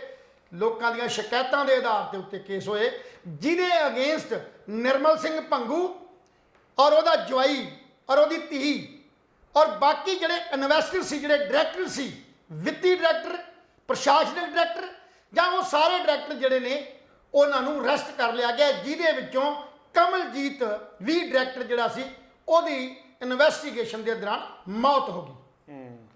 ਉਹ ਵੀ ਤੁਹਾਨੂੰ ਜਾਣਦਾ ਸੀ ਲਹਿਲ ਸਾਹਿਬ? ਬਹੁਤ ਚੰਗੀ ਤਰ੍ਹਾਂ ਬਹੁਤ ਚੰਗੀ ਤਰ੍ਹਾਂ ਜਾਣਦਾ। ਦੂਰ ਤੀਜੀ ਗੱਲ, ਹੁਣ ਅੱਗੇ ਗੱਲ ਤੋਰਦੇ ਹਾਂ ਥੋੜੀ ਸ਼ਾਰਟ। ਤੀਸਰੀ ਗੱਲ, ਹੁਣ ਜਿਹੜੀ ਲੋਧਾ ਕਮੇਟੀ ਦਾ ਜਿਹੜਾ ਸੁਪਰੀਮ ਕੋਰਟ ਦੀਆਂ ਡਾਇਰੈਕਸ਼ਨਾਂ ਇਹ ਸੀ ਵੀ ਜਿਸ ਬੰਦੇ ਨੇ ਵੀ, ਜਿਹੜੇ ਇਨਵੈਸਟਰ ਨੇ ਵੀ ਇਹਨਾਂ ਪ੍ਰਾਪਰਟੀਆਂ ਨੂੰ ਖਰੀਦਣਾ, ਉਹ 1000 ਕਰੋੜ ਦੀ ਟਰਨਓਵਰ ਉਸ ਬੰਦੇ ਦੀ ਹੋਏਗੀ। 1000 ਕਰੋੜ ਤੱਕ ਦੀ ਪ੍ਰਾਪਰਟੀ ਦਾ ਉਹ ਟੈਂਡਰ ਦੇ ਸਕਦਾ ਜੀ। ਤਾਂ ਉਹ ਪ੍ਰਾਪਰਟੀ ਜਿਹੜੀ ਹੈ ਸੁਪਰੀਮ ਕੋਰਟ ਦੇ ਆਰਡਰਾਂ ਦੇ ਨਾਲ ਲੋਧਾ ਕਮੇਟੀ ਦੀ ਰਿਪੋਰਟ ਦੇ ਅਨੁਸਾਰ ਉਹ ਪੈਸੇ ਜਿਹੜੇ ਨੇ ਉਹਨਾਂ ਪੈਸਿਆਂ ਦਾ ਜਿਹੜਾ ਖਰੀਦੋ ਫਰੋਖਤ ਕੀਤੀ ਜਾ ਸਕਦੀ ਹੈ। ਇੱਕ ਦੂਸਰਾ, ਅੱਜ 1,82,000 ਕਰੋੜ ਦੀ ਪ੍ਰਾਪਰਟੀ ਹੈ, ਜਿਹਦੇ ਵਿੱਚੋਂ 48,000 ਕਰੋੜ ਰੁਪਈਆ ਉਹਨਾਂ ਦੀਆਂ ਦੇਣਦਾਰੀਆਂ ਨੇ, ਜਿਹੜੇ ਲੋਕਾਂ ਨੂੰ ਦੇਣੇ ਨੇ। ਉਹਨਾਂ ਨੇ ਕੁਝ ਦੇਣਦਾਰੀਆਂ ਦੇ ਦਿੱਤੀਆਂ ਗਈਆਂ ਨੇ, ਪੈਸੇ ਦੇ ਦਿੱਤੇ ਗਏ ਨੇ। ਤਾਂ ਫਿਰ ਹੁਣ ਪੰਜਾਬ ਦੀ ਜਿਹੜੀ ਸਰਕਾਰ ਹੈ ਉਹ ਕੀ ਇਨਵੈਸਟੀਗੇਟ ਕਰੇਗੀ? ਕਿਸ ਢੰਗ ਦਾ ਲਾਲਚ ਦੇਗੀ? ਕਿਉਂ ਇੱਕ ਵੱਡਾ ਝੂਠ ਬੋਲਦਾ? ਕੀ ਸੁਪਰੀਮ ਕੋਰਟ ਨੂੰ ਸਵਾਲ ਕਰੇਗੀ ਜਾਂ ਈਡੀ ਨੂੰ ਕਰੇਗੀ ਜਾਂ ਕੋਈ ਹੋਰ ਤਰੀਕਾ ਅਪਣਾਏਗੀ? ਇਹਦੇ ਵੱਲੋਂ ਇਸ ਪਾਲਿਸੀ ਦੇ ਵਿੱਚ ਜਾਂ ਇਸ ਬਿਆਨ ਦੇ ਵਿੱਚ ਕੁਝ ਦੱਸਿਆ ਨਹੀਂ ਗਿਆ।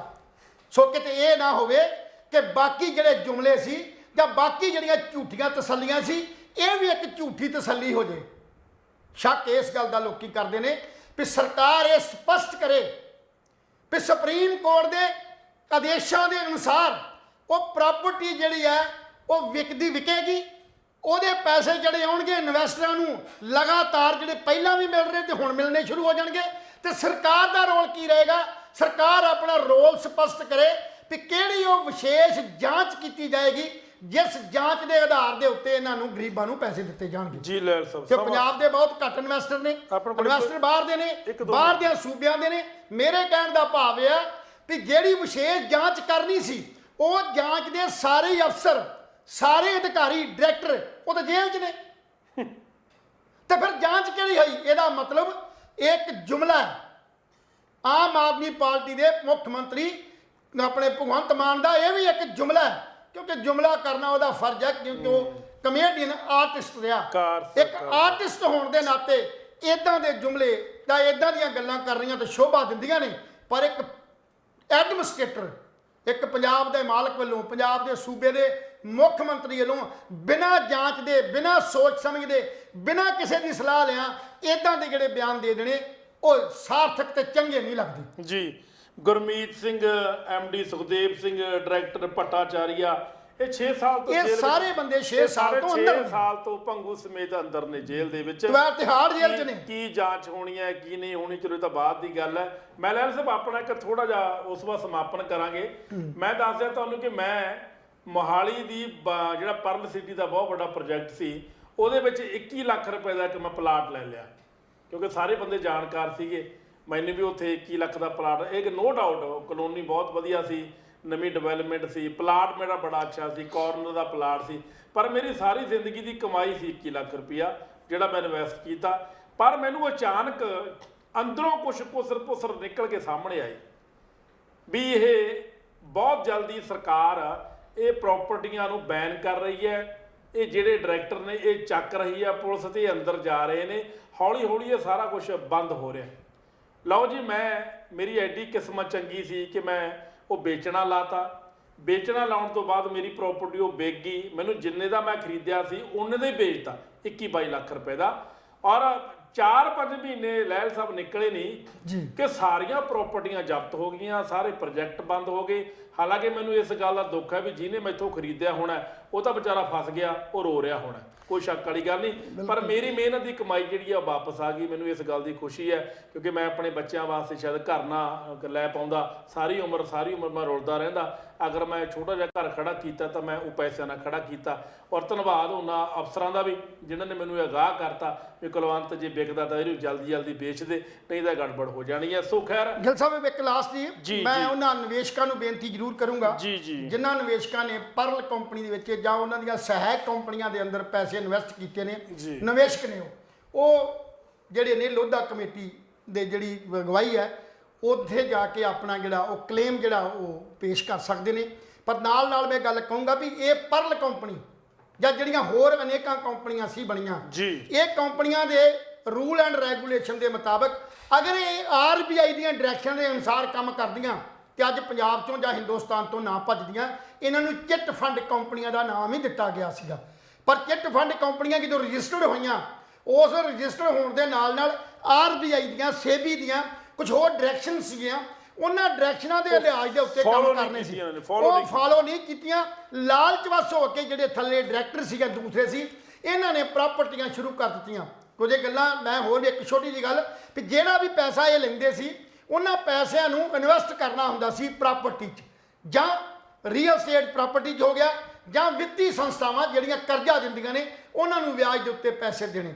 ਜਦੋਂ ਵਿਆਜ ਦੇ ਉੱਤੇ ਪੈਸੇ, ਜਦੋਂ ਖਰਚਾ ਹੀ 80% ਹੋ ਗਿਆ, 20% ਆ ਪੈਸੇ ਬਚੇ, 20% ਦੇ ਵਿਆਜ ਪਾ ਕੇ 100 ਰੁਪਇਆ ਨਹੀਂ ਸੀ ਬਣ ਸਕਦਾ, ਜਿਹਦੇ ਕਰਕੇ ਕੰਪਨੀਆਂ ਜਿਹੜੀਆਂ ਘਾਟੇ 'ਚ ਆਉਂਦੀਆਂ ਰਹੀਆਂ ਤੇ ਉਹ ਪ੍ਰਾਪਰਟੀਆਂ ਦੀਆਂ ਰਜਿਸਟਰੀਆਂ ਨਾ ਹੋ ਪਈਆਂ।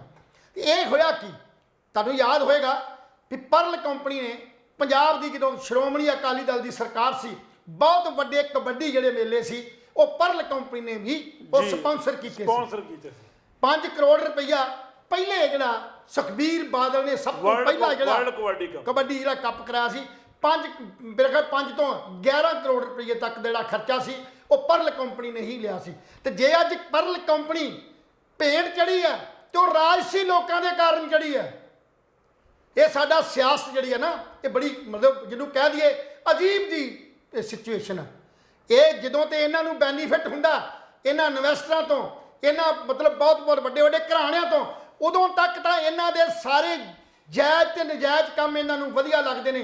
ਪਰ ਜਿਸ ਵੇਲੇ ਨਿੱਕੀ ਜੀ ਘਟਨਾ ਘਟ ਜਾਏ ਉਸ ਤੋਂ ਬਾਅਦ ਇਹ ਕੰਪਨੀਆਂ ਬਰਬਾਦ ਕਰ ਦਿੰਦੇ ਨੇ। ਸ਼ਾਇਦ ਤੁਹਾਨੂੰ ਯਾਦ ਹੋਏਗਾ ਗੋਲਡਨ ਫਾਰੈਸਟ, ਜਦੋਂ ਤੁਸੀਂ ਚੰਡੀਗੜ੍ਹ ਤੋਂ ਅੰਬਾਲੇ ਨੂੰ ਜਾਂਦੇ ਹੋ ਤੇ ਬਹੁਤ ਵੱਡੀ ਸਟੇਟ ਉੱਥੇ ਬਣੀ ਸੀ, ਜਿਨ੍ਹਾਂ ਨੂੰ ਜਿਹੜੀ ਸਟੇਟ ਬਹੁਤ ਤਗੜੇ ਪੱਧਰ ਤੇ ਉਸ ਵੇਲੇ ਬੰਦ ਹੋ ਗਿਆ ਲਾਲ ਸਾਹਿਬ, ਕਰੋੜਾਂ ਰੁਪਈਆ ਦਾ ਪ੍ਰੋਜੈਕਟ ਸੀ, ਉਹ ਵੀ ਸਰਕਾਰ ਦੀ ਰਾਜਨੀਤੀ ਦੀ ਭੇਂਟ ਚੜਿਆ। ਸੋ ਅੱਜ ਪੰਜਾਬ ਦੇ ਅੰਦਰ ਕੋਈ ਵੀ ਇੰਡਸਟਰੀਲਿਸਟ, ਕੋਈ ਵੀ ਵੱਡੀ ਅਦਾਰੇ ਇਸੇ ਕਰਕੇ ਆਉਣ ਨੂੰ ਤਿਆਰ ਨਹੀਂ, ਕਿਉਂਕਿ ਸਾਡੇ ਪੰਜਾਬ ਦੀਆਂ ਸਰਕਾਰਾਂ ਜਿਹੜੀਆਂ ਨੇ ਇਹ ਕਿਸੇ ਵੀ ਚੀਜ਼ ਨੂੰ ਬਰਦਾਸ਼ਤ ਨਹੀਂ ਕਰ ਪਾਉਂਦੀਆਂ। ਜਦੋਂ ਤੱਕ ਤੇ ਉਹਨਾਂ ਨੂੰ ਨਿੱਜੀ ਤੌਰ ਤੇ ਬੈਨੀਫਿਟ ਹੁੰਦੇ ਨੇ, ਫੰਡ ਆਉਂਦੇ ਨੇ, ਤਦ ਤੱਕ ਤੇ ਉਹਨਾਂ ਨੂੰ ਸਿਰ ਤੇ ਬਿਠਾਉਂਦੀਆਂ ਨੇ। ਤੇ ਜਦੋਂ ਕਿਤੇ ਸਮੱਸਿਆ ਆਉਂਦੀ ਹੈ ਉਸ ਵੇਲੇ ਕੰਪਨੀਆਂ ਨੂੰ ਇੱਕਦਮ ਉਸੇ ਵੇਲੇ ਉਹਨਾਂ ਤੇ ਕੇਸ ਦਰਜ ਕਰਕੇ ਹਜ਼ਾਰਾਂ ਲੋਕਾਂ ਨੂੰ ਬੇਕਾਰ ਕਰ ਦਿੱਤਾ ਜਾਂਦਾ। ਚੰਗਾ ਹੋਵੇ ਜੇ ਸਾਡੀਆਂ ਸਰਕਾਰਾਂ ਪਹਿਲੇ ਦਿਨ ਤੋਂ ਹੀ ਇਹ ਨਜ਼ਰ ਰੱਖਣ। ਮੈਂ ਇੱਕ ਗੱਲ ਲਾਸਟ ਸਾਡੇ ਅੱਜ ਕੱਲ ਪਿਛਲੇ ਵਰਿਆਂ ਤੋਂ ਲੰਬਾ ਹੋ ਰਿਹਾ, ਚਲੋ ਮੈਂ ਅੱਜ ਅਗਲੇ ਐਪੀਸੋਡ 'ਚ ਗੱਲ ਕਰੂੰਗਾ ਵੀ ਸਰਕਾਰ ਕਿਵੇਂ ਚੱਲਦੇ ਕਾਰੋਬਾਰਾਂ ਨੂੰ ਕਿਵੇਂ ਬੰਦ ਕਰਾਉਂਦੀ ਹੈ, ਇੰਡਸਟਰੀ ਨੂੰ ਕਿਵੇਂ ਬੰਦ ਕਰਾਇਆ, ਜਾਂ ਹੋਰ ਕਾਰੋਬਾਰ ਕਿਵੇਂ ਬੰਦ ਕਰਾ ਰਹੀ ਹੈ ਜਦੋਂ ਕਿ ਪਹਿਲਾਂ ਨਜ਼ਰ ਨਹੀਂ ਰੱਖਦੀ। ਸੋ ਚੰਗਾ ਹੋਵੇ ਪੰਜਾਬ ਦੇ ਲੋਕਾਂ ਨੂੰ ਇਹੋ ਜਿਹੀਆਂ ਸੁਸਾਇਟੀਆਂ, ਇਹੋ ਜਿਹੇ ਜਿਹੜੀਆਂ ਕੰਪਨੀਆਂ, ਉਹਨਾਂ 'ਚ ਪੈਸਾ ਇਨਵੈਸਟ ਕਰਨ ਤੋਂ ਪਹਿਲਾਂ 20 ਵਾਰ ਸੋਚ ਕੇ ਫਿਰ ਪੈਸਾ ਇਨਵੈਸਟ ਕੀਤਾ ਜਾਵੇ। ਔਰ ਜਿਹੜੇ ਇਨਵੈਸਟਰ ਪਰਲ ਦੇ ਨੇ ਉਹ ਲੋਧਾ ਕਮੇਟੀ ਦੇ ਜਿਹੜੇ ਅਧੀਨ ਜੋ ਡਿਸਾਈਡ ਸੁਪਰੀਮ ਕੋਰਟ ਨੇ ਕੀਤਾ ਉੱਥੇ ਆਪਣਾ ਕਲੇਮ ਦਰਜ ਕਰਾਉਣਗੇ ਤੇ ਉਹਨਾਂ ਦੇ ਪੈਸੇ ਜਿਹੜੇ ਪੰਜਾਬ ਸਰਕਾਰ ਤੇ ਭਾਵੇਂ ਨਾ ਦਵਾ ਸਕੇ, ਪਰ ਸੁਪਰੀਮ ਕੋਰਟ ਉਹਨਾਂ ਦੇ ਪੈਸੇ ਦਿਵਾਉਣ ਦੀ ਜਿਹੜੀ ਹੈ ਉਹ ਪ੍ਰਕਿਰਿਆ ਜਿਹੜੀ ਉਹ ਸ਼ੁਰੂ ਕਰ ਚੁੱਕੀ ਹੈ। ਜੀ ਦੋਸਤੋ, ਤੁਹਾਨੂੰ ਸਾਡੀ ਅੱਜ ਦੀ ਚਰਚਾ ਕਿਸ ਤਰ੍ਹਾਂ ਦੀ ਲੱਗੀ? ਬੜੇ ਅਹਿਮ ਵਿਸ਼ਿਆਂ ਤੇ ਅਸੀਂ ਚਰਚਾ ਕੀਤੀ। ਕੋਈ ਇੱਕ ਦੌਰ ਸੀ ਜਦੋਂ ਪਰਲ ਕੰਪਨੀ ਨੇ ਟੈਲੀਵਿਜ਼ਨ ਚੈਨਲ ਸ਼ੁਰੂ ਕਰਨਾ ਸੀ, ਇਹਨਾਂ ਨੇ ਮੈਨੂੰ ਵੀ ਬੁਲਾਇਆ ਸੀ ਕਿ ਪ੍ਰਪੋਜ਼ਲ ਲੈ ਕੇ ਆਓ, ਔਰ ਮੈਂ ਸਾਰਾ ਜਿਹੜਾ ਬਜਟਿੰਗ ਦਾ ਪ੍ਰਪੋਜ਼ਲ ਸੀ ਉਹ ਮੈਂ ਸਬਮਿਟ ਕਰਵਾਇਆ ਸੀ। ਉਸ ਤੋਂ ਬਾਅਦ ਹਾਲਾਂਕਿ ਮੈਂ ਉਹਨਾਂ ਨਾਲ ਕੰਮ ਨਹੀਂ ਕੀਤਾ, ਲੇਕਿਨ ਦਿੱਲੀ ਤੋਂ ਫਿਰ ਇਹਨਾਂ ਨੇ ਚੈਨਲ ਸਟਾਰਟ ਕਰ ਲਿਆ ਸੀ। ਖੈਰ ਇਹ ਬੜੀ ਪੁਰਾਣੀਆਂ ਗੱਲਾਂ ਨੇ, ਪੁਰਾਣੇ ਸਹਿਚਾਰ ਦੀਆਂ ਗੱਲਾਂ ਨੇ। ਔਰ ਨਿਰਮਲ ਸਿੰਘ ਭੰਗੂ ਬਾਰੇ ਮੈਂ ਇੱਕ ਵਾਰੀ ਫੇਰ ਕਹੂੰਗਾ, ਬਹੁਤ ਵਧੀਆ ਇਨਸਾਨ ਨੇ, ਉਹ ਦਿਲ ਦੇ ਮਾੜੇ ਨਹੀਂ ਹੈਗੇ। ਚਲੋ ਇਸ ਘੁਟਾਲੇ ਦੇ ਵਿੱਚ ਕਈ ਲੱਖ ਕਰੋੜ, ਕਈ ਲੱਖ 82,000 ਕਰੋੜ ਦੇ ਮਾਲਕ ਕਿੱਦਾਂ ਦੇ ਹੁੰਦੇ ਨੇ, ਬੜਾ ਉਹ ਸਧਾਰਨ ਜਿਹਾ ਵਿਅਕਤੀ ਹੈ। ਜਦੋਂ ਵੀ ਮੈਂ ਘਰੇ ਗਿਆ ਉਹਨਾਂ ਕੋਲ ਇੱਕ ਦੋ ਵਾਰੀ ਗਿਆ ਫੰਡ ਲੈਣ ਵਾਸਤੇ ਪ੍ਰੈਸ ਕਲੱਬ ਵੱਲੋਂ, ਉਹ ਹਮੇਸ਼ਾ ਭੂੰਜੇ ਬਹਿ ਕੇ ਰੋਟੀ ਖਾ ਰਹੇ ਹੁੰਦੇ ਸੀ। ਮੈਂ ਇੱਕ ਦੋ ਵਾਰੀ ਮਿਲਿਆ ਵੀ ਆ, ਪਰ ਜਾਤੀ ਤੌਰ ਤੇ ਉਹ ਮੈਨੂੰ ਹੀ ਮਿਲਦੇ ਸੀ, ਹੋਰ ਕਿਸੇ ਨੂੰ ਨਹੀਂ ਸੀ ਮਿਲਦੇ। ਤੁਹਾਨੂੰ ਸਾਡੀ ਅੱਜ ਦੀ ਚਰਚਾ ਕਿਸ ਤਰ੍ਹਾਂ ਦੀ ਲੱਗੀ? ਆਪਣੇ ਵਿਚਾਰ, ਆਪਣੇ ਸੁਝਾਅ ਸਾਨੂੰ ਜ਼ਰੂਰ ਦੇ ਦਿਆ ਕਰੋ। ਕੱਲ ਫੇਰ ਮਿਲਾਂਗੇ ਇਸੇ ਸਮੇਂ ਇਸੇ ਚੈਨਲ ਤੇ। ਤਦ ਤੱਕ ਲਈ ਸਾਨੂੰ ਇਜਾਜ਼ਤ ਦਿਓ। ਰੱਬ ਰਾਖਾ।